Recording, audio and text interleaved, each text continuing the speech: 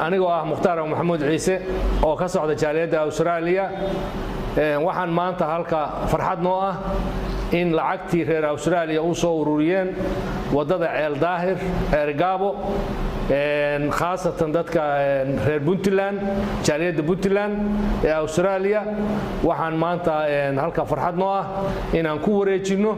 gudidii wadada Ceel Daahir Ergaabo oo u ahaa gudida maamulka haya iyo maaliyadda wadada mas'uulka ka ah marka walaalayaal aad iyo aad baan idinka mahad celinayaa lacagta aad soo ururseen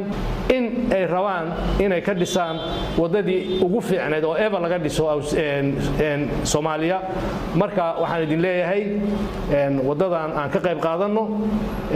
si joogto ah oo aan kala go'o lahayn qof kasta oo Soomaali ah ama qof kasta oo reer Puntland khaasatan inuu xillaba jibaaran isa saaro oo halkaas loo qoondeeyo dhaqaale wadadaasi aynu u gaarno horumarka aadka u ballaaran oo aynu maanta higsanay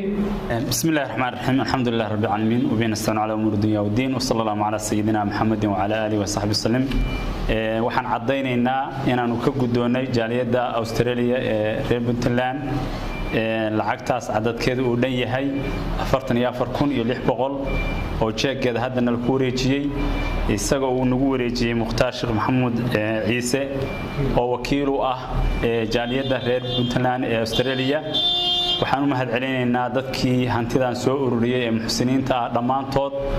ilaahay miisaankooda xasanaadka ha ugu daro sida cad oo ilaahay quraankiisa ku cadeeyay nabiguna sallallahu alayhi wasallam sheegay waa sadaqa jaariya wadada iyo wixii la midka ah waa sadaqa jaariya iyaga iyo waalidkooda iyo awlaadoodaba ilaahay ha ka sawaabiyo si gaar ah waxaan ugu mahad celinaynaa gudoomiyaha jaaliyada Mukhtaar Kilwe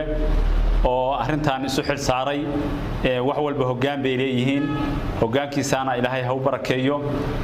nidaamkoodaasna ilaahay ha u xoojiyo isku duubniba meel kasta oo la joogo horumar lagu gaaraa hadii leeyahay jaaliyada iyo hadii leeyahay dadka dalka jooga dalkeenuna horumar buu u baahan yahay